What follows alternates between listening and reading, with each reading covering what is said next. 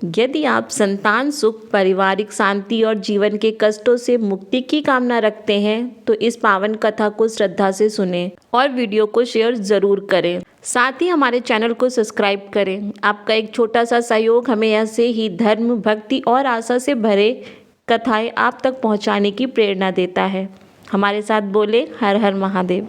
नमस्कार दोस्तों, मेरा नाम प्रीति है और आज मैं आपको भगवान शिव की एक ऐसी कथा सुनाने जा रही हूँ जिससे सुनकर संतान संबंधी समस्त दुखों का शमन हो जाता है, अर्थात समस्त दुख समाप्त हो जाते हैं।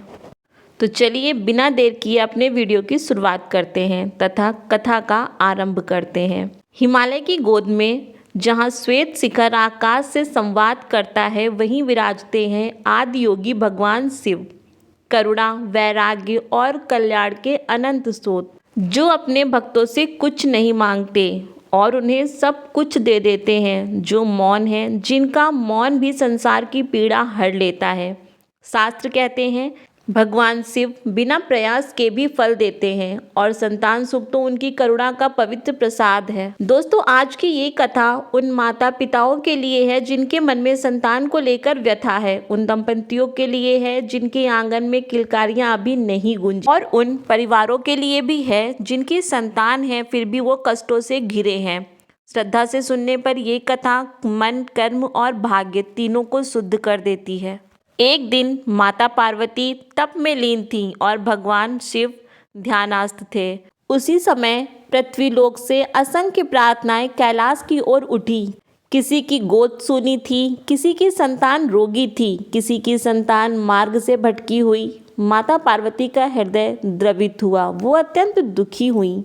उन्होंने भगवान शिव से कहा, प्राणनाथ, पृथ्वी पर कितने ही दंपति संतान सुख से वंचित हैं, उनकी पीड़ा मेरे हृदय को व्याकुल करती है। माता पार्वती की बात सुनकर महादेव ने नेत्र खोले। उनकी दृष्टि में करुणा का सागर लहराया। वे बोले, देवी, जो श्रद्धा से मेरी कथा सुनेगा और जो संयम, सेवा और विश्वास का मार्ग अपनाएगा, उसके कष्टों को हम दूर करेंगे। संतान केवल देह का फल नहीं है, वह पुण्य प्रसाद भी है। तभी एक दिव्य ध्वनि गूंजी, या कथा लोक कल्याण हेतु प्रवाहित हो। इसके उपरांत भगवान शिव के परम भक्त नंदी ने विनय पूर्वक प्रश्न किया, प्रभु, संतान सुख के मार्ग में कौन से बड़े अवरोध हैं और वो क्या है, बताइए। भगवान शिव मुस्कुराए और बोले, अधैर्य, अहंकार और अंधविश्वास। जो माता पिता केवल फल चाहते हैं पर संस्कार नहीं, जो साधना चाहते हैं पर संयम नहीं, वे मार्ग में रुक जाते हैं। मेरी कथा धैर्य देती है, साधना सिखाती है और विश्वास को जगाती है, इसलिए मेरी ये कथा सुनना अत्यंत आवश्यक है। इसी के साथ भगवान शिव कहते हैं कि संतान का आगमन केवल शरीर से नहीं होता, चित्त की शुद्धि से होता है। भगवान शिव ने नंदी और पार्वती को एक कथा सुनाई जो सत्य पे आधारित थी। पृथ्वीलोक में एक राजा चंद्रकेतु धर्मपरायण रहते थे, पर वर्षों से निसंतान थे। राज्य वैभव से भरा था पर हृदय रिक्त। उनकी पत्नी रानी सुलोचना हर व्रत करती, हर तीर्थ जाती, फिर भी उनकी गोद सूनी थी। एक रात राजा ने स्वप्न में कैलाश देखा। महादेव की वाणी गूंजी, श्रद्धा से मेरी कथा सुनो, सोमवार व्रत रखो तथा किसी निराश माता पिता की सेवा करो। उन्होंने ये सारी बात सुबह उठकर रानी को बताई। राजा और रानी ने सुबह होते ही संकल्प लिया कि वो हर सोमवार शिवालय जाएंगे, कथा सुनेंगे और अन्न का दान करेंगे। राजा रानी दोनों ये नियम से करते। धीरे धीरे समय बीतता गया। लोगों ने ताने देना शुरू कर दिया, इतने व्रत पूजन का क्या लाभ। रानी का मन डगमगाया, पर राजा ने कहा, शिव की राह धैर्य मांगती है, हमें भगवान शिव की कृपा का इंतजार करना होगा, हम उन पर विश्वास छोड़ नहीं सकते। एक दिन राज्य में अकाल पड़ गया। राजा ने भंडार खोल दिए। उसी रात महादेव प्रसन्न हुए और इसके कुछ ही समय बाद रानी सुलोचना गर्भवती हुई। 9 मास बाद एक तेजस्वी पुत्र का जन्म हुआ। नगर में उत्सव छा गया। राजा ने घोषणा की, यह पुत्र शिव जी का प्रसाद है। भगवान शिव ने राजा के स्वप्न में कहा, हे राजन, संतान केवल जन्म से नहीं, संस्कार से महान होती है। आप इसे ऐसे संस्कार दो कि ये दुनिया का कल्याण कर सके। इसके बाद भगवान शिव ने पार्वती और नंदी को संतान संरक्षण का सही संदेश बताया।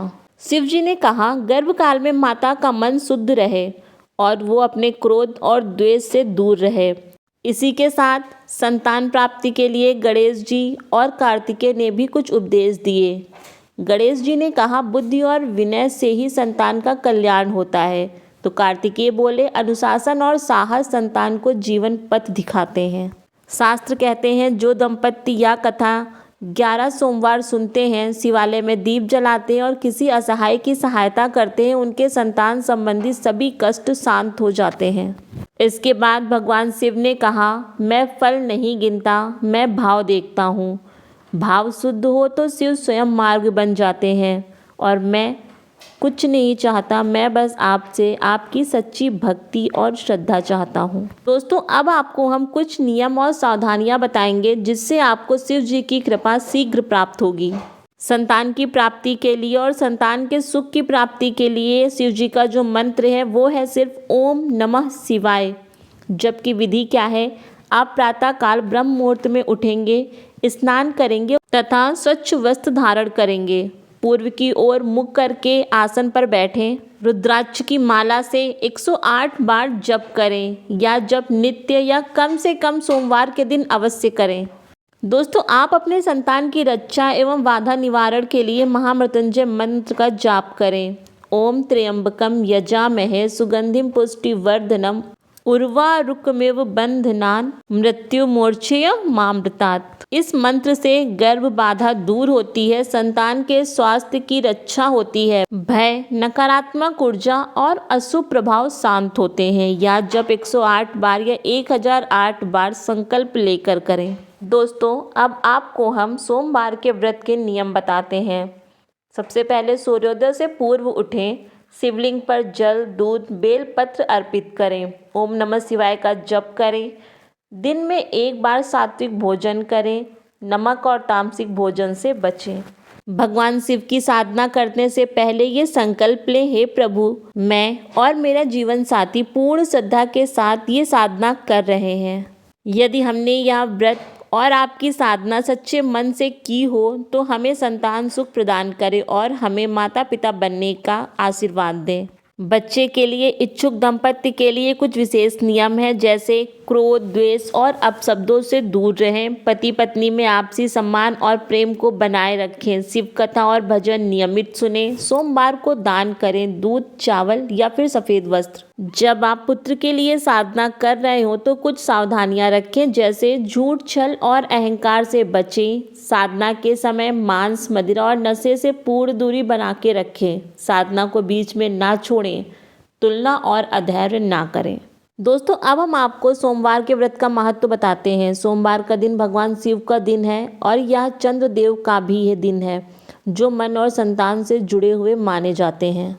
दोस्तों, सोमवार को शिव जी की पूजा करने से संतान सुख, वैवाहिक सुख और मानसिक शांति प्राप्त होती है। दोस्तों, बहुत समय पहले की बात है, भारतवर्ष में एक सुंदर नगर था, धर्मपुर। उस नगर में एक शिव भक्त दंपत्ति रहते थे। पति का नाम था राघव और पत्नी का नाम सुधा था। दोनों अत्यंत धर्मपरायण, सच्चे और सरल स्वभाव के थे। धन दौलत की उन्हें कोई कमी नहीं थी, परंतु एक दुख उन दोनों को भीतर से तोड़ रहा था।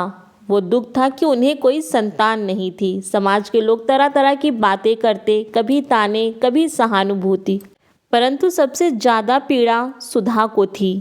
सुधा के अंदर माँ बनने की असीम इच्छा थी। वह हर सोमवार को शिव जी के मंदिर जाती और माताओं को अपने बच्चों के साथ देखती, तब उसकी आंखें भर जाती। वो मन में भोलेनाथ से कहती, हे भोलेनाथ, क्या मुझसे कोई अपराध हो गया है? क्या मेरे भाग्य में माँ बनना नहीं लिखा? मैंने ऐसी कौन सी गलती कर दी जिसकी मुझे इतनी बड़ी सज़ा मिल रही है? वो रातों में चुपचाप रोती रहती और अपने पति को भी अपने मन की व्यथा नहीं बताती थी। वो सोचती थी कि मैंने इन्हें बताया तो अभी ये भी परेशान हो जाएंगे, परंतु शिव जी से तो कुछ भी छुपा नहीं था। वो सुधा के मन की व्यथा को बहुत ही अच्छे से जानते थे। एक दिन राघव ने अपनी पत्नी को रोते हुए देख लिया। उन्होंने पूछा, प्रिय, क्या कारण है? तुम क्यों रो रही हो? तुम्हें कौन सा दुख है? मुझे बताओ, मैं तुम्हारे समस्त दुखों को दूर करूँगा। तब सुधा ने अपने मन की बात राघव को बताई। राघव ने कहा, यदि संसार में कोई भी तुम्हारे दुख को दूर कर सकता है तो वो केवल भगवान शिव है। आओ हम सोमवार व्रत करेंगे। उन्होंने कहा, मैंने सुना है कि शिव जी का व्रत करने से संतान सुख प्राप्त होता है। राघव और उसकी पत्नी सुधा ने एक सिद्ध ब्राह्मण से व्रत की विधि पूछी। ब्राह्मण ने कहा, सुनो ध्यान से, सोमवार को प्रातः स्नान कर स्वच्छ वस्त्र धारण करना, शिवलिंग पर जल दूध बेलपत्र चढ़ाना, ओम नमः शिवाय का जप करना, दिन में एक बार फलाहार करना और सोमवार व्रत कथा अवश्य सुनना। उन्होंने पूरी श्रद्धा से व्रत किया। पहला सोमवार, दूसरा सोमवार, तीसरा सोमवार वो नियम से हर सोमवार को व्रत और कथा सुनते रहे। धीरे धीरे समय बीतता गया परंतु कोई परिवर्तन नहीं दिखा। एक दिन सुधा का मन डगमगा गया। उसने कहा, स्वामी, क्या सच में भगवान हमारी सुन रहे हैं? और अगर सुन रहे हैं तो फिर कुछ करते क्यों नहीं? वो हमें इतनी तकलीफ क्यों दे रहे हैं? राघव ने सुधा की बात सुनकर उत्तर दिया, सुधा, शिव भक्त की परीक्षा अवश्य लेते हैं पर निराश नहीं करते। हमें भी धैर्य रखना होगा और सही समय का इंतजार करना होगा। एक बार सुधा अत्यंत बीमार हो गई, फिर भी उसने व्रत रखा। रात को उसे स्वप्न आया, भगवान शिव प्रकट हुए। शिव जी ने कहा, सुधा, तुम्हारे पूर्व जन्म के कर्म संतान सुख में बाधा बन रहे हैं। यदि तुम श्रद्धा से 16 सोमवार का व्रत पूर्ण कर लो तो मैं तुम्हें संतान का वरदान दूंगा। भगवान शिव के ऐसे वचनों को सुनकर सुधा ने मन ही मन प्रण लिया, चाहे कैसी भी परिस्थिति आ जाए वह व्रत नहीं छोड़ेगी। सुधा ने वही किया। बीमारी, ताने, थकान सब सहते हुए उसने 16 सोमवार व्रत किया। जब उसका 16वां सोमवार आया तो उसने कहा, हे महादेव, यदि मैं इसके योग्य हूँ तो मुझे माँ बनने का सौभाग्य दीजिए। सुधा पर भगवान शिव की कृपा हुई। कुछ ही समय बाद सुधा गर्भवती हुई। पूरे नगर में हर्ष की लहर दौड़ गई। 9 महीने बाद एक तेजस्वी पुत्र ने जन्म लिया। पुत्र का जन्म हुआ शिवरात्रि की रात को। राघव और सुधा ने कहा, ये बालक नहीं, साक्षात शिव जी की कृपा है। हमारा जीवन धन्य हो गया इस पुत्र को पाकर। दोस्तों, कथा सुनने के भी कुछ नियम होते हैं। जैसे सोमवार को कथा सुने, मन को शांत रखें, बीच में ना उठें, शिव नाम का स्मरण करें।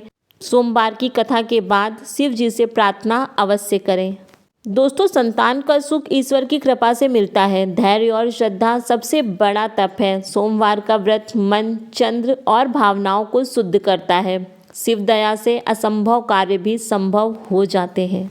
जरूरी ये है कि आप भगवान शिव पर अपना भरोसा कभी मत टूटने दें। दोस्तों, भगवान शिव हर उस माँ की पीड़ा को जानते हैं जो हर रात अपने आंसू तकिए में छुपाकर रोती है। वो हर उस पिता का मौन दर्द भी समझते हैं जो बाहर से कठोर दिखता है पर भीतर से टूट चुका होता है। भोलेनाथ आपकी परीक्षा लेते हैं। आपको करना क्या है? एक लोटा जल, एक बेलपत्र और सच्चे मन से भगवान शिव से मांगिए। जो भी आपकी इच्छा है वो पूर्ण होगी। भगवान शिव की कृपा किसी नियम से बंधी नहीं है, किसी विधि की मोहताज नहीं है। आप तो उस क्षण भी प्रकट हो जाते हैं जब इंसान सब कुछ हार चुका होता है, जब सारे रास्ते बंद हो जाते हैं, जब सभी उम्मीदें टूट जाती हैं, जब संसार मुंह फेर लेता है, तभी भोलेनाथ आपका हाथ थामते हैं। भगवान शिव को शमशान में भी सौंदर्य दिखता है, उनको विष में भी अमृत मिलता है। उन्होंने समुद्र मंथन में विष पीकर सृष्टि को बचा लिया और आज भी भक्तों के जीवन का विष आप हर लेते हैं। जिनके घर में संतान का अभाव है, जिनकी गोद सूनी है, जिनकी आंखें हर सोमवार मंदिर की देहरी पर भर जाती हैं, महादेव उन्हें देख रहे हैं, वो अनदेखा नहीं करते। भगवान शिव देर तो करते हैं परंतु अंधेर नहीं। दोस्तों, भगवान शिव की कृपा तुरंत नहीं मिलती परंतु जब मिलती है तो पीढ़ियां संवर जाती हैं। एक संतान केवल एक जीवन नहीं होता, वह विश्वास होता है, वह भविष्य होता है, वह ईश्वर की सबसे कोमल अनुभूति होती है। हे त्रिपुरारी शिव, जिस दिन आप चाह लेंगे उस दिन बंजर धरती भी फूलों से भर जाएगी। जिस दिन आप कृपा डालेंगे उस दिन सूनी गोद में भी किलकारियां गूंज उठेंगी। हे भगवान शिव, आपके लिए कुछ भी असंभव नहीं है। हे शिव जी, आप माँ पार्वती के करुणामय स्वामी हैं और निसंतानों के सबसे बड़े सहारे। माता पार्वती जब भक्त को पीड़ा में देखती हैं तो स्वयं आपके कान में उनका दुख कह देती हैं और फिर आप मुस्कुराकर उनका दुख हर लेते हैं। हे महाकाल, आप समय के स्वामी हैं, आप जानते हैं किसे क्या और कब देना है। जो व्यक्ति आज रो रहा है वो कल कृतज्ञता से आपके चरणों पे सिर रखेगा। बस शर्त एक है कि विश्वास टूटना नहीं चाहिए। हे भगवान शिव, आपकी कृपा एक दिन की नहीं है, जीवन भर का सहारा है। जो व्यक्ति हर सोमवार आपको याद करता है उसका मन धीरे धीरे शांत हो जाता है और जब मन शांत होता है तो जीवन में चमत्कार अपने आप होने लगते हैं। हे शिव, आप केवल देव नहीं, आप पिता हैं, आप मित्र हैं, आप शक्ति हैं जो बिना कहे सब समझ जाते हैं। जिसने भी आपको सच्चे मन से पुकारा आपने उसे कभी अकेला नहीं छोड़ा। आज भी जो ये शब्द सुन रहा है, जो यह पंक्तियाँ पढ़ रहा है, उसके जीवन की हर पीड़ा आपके चरणों तक पहुँचे, यही मेरी प्रार्थना है। यदि आपके किसी भक्त की गोद सूनी है तो हे भोलेनाथ, अपनी करुणा से उस सूनेपन को आशीर्वाद में बदल दीजिए। हे नीलकंठ भगवान, आपकी कृपा शब्दों से परे है, फिर भी हम शब्दों में आपका धन्यवाद करते हैं, क्योंकि जब सबने हमारा साथ छोड़ दिया तब भी आपने हमारा साथ नहीं छोड़ा। ऐसे कहते हुए ओम नमः शिवाय, ओम नमः शिवाय, ओम नमः शिवाय जप करें। दोस्तों, अगर ये कथा आपके मन को छू गई हो और भगवान शिव का नाम सुनकर आपके मन को शांति मिली हो तो कृपया इस वीडियो को लाइक जरूर करें। इस कथा को अपने परिवार और उन लोगों के साथ शेयर करें जिन्हें आज शिव जी की कृपा की सबसे ज़्यादा आवश्यकता है। और अगर आप ऐसी ही पवित्र कथाएं, सोमवार व्रत की कहानियां और शिव भक्ति से जुड़े कंटेंट नियमित सुनना चाहते हैं तो हमारे चैनल को सब्सक्राइब जरूर करें। जैसे कि मैंने पहले भी कहा है कि आपका एक सब्सक्राइब हमें और अधिक भक्ति कथाएं लाने की प्रेरणा देता है। जिसने भी पूरी श्रद्धा से इस कथा को सुना है उस पर भोलेनाथ की कृपा अवश्य बरसेगी। वीडियो के अंत में बस इतना ही कहेंगे, ओम नमः शिवाय। भगवान भोलेनाथ आप सभी पर अपनी कृपा बनाए रखें।